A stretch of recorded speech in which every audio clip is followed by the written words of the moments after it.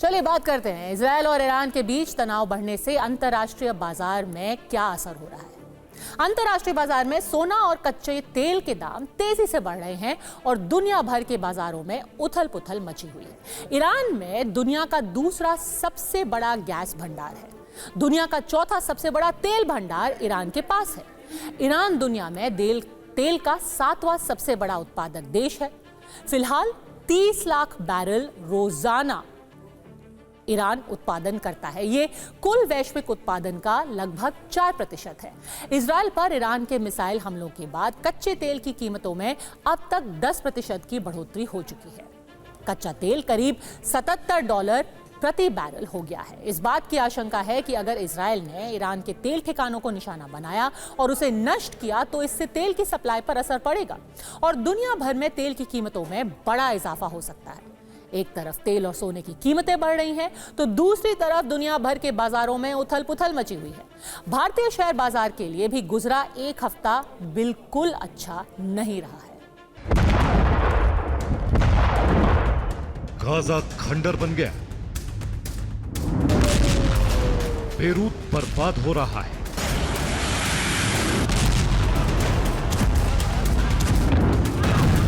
और इजराइल पर मिसाइलों की बारिश हो रही है।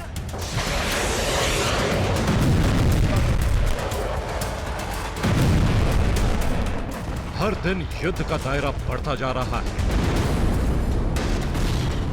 लेबनान, सीरिया, यमन, इराक और ईरान, हर फ्रंट पर इजराइल को चुनौती मिल रही है।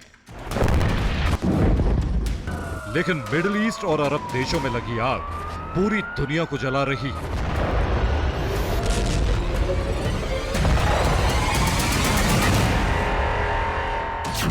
क्या अरब में युद्ध की आग दुनिया में महामंदी लेकर आने वाली है?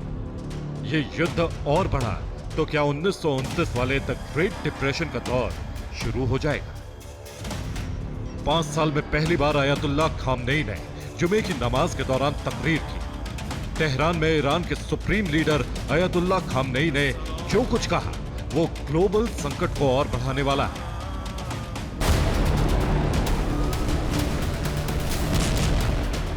पहले इजराइल के ऑपरेशन में हिजबुल्लाह के नेता नसरुल्लाह की मौत हुई।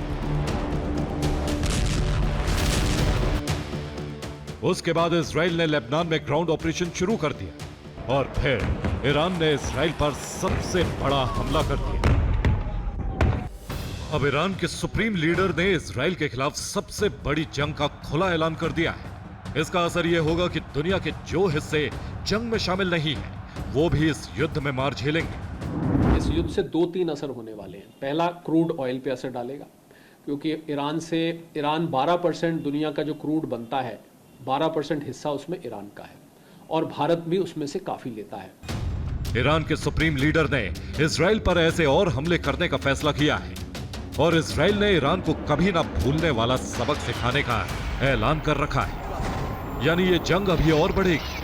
बाकी दुनिया को डर है कि इजराइल ने ईरान के तेल ठिकानों को निशाना बनाया तो भारत समेत पूरी दुनिया पर इसका असर होगा।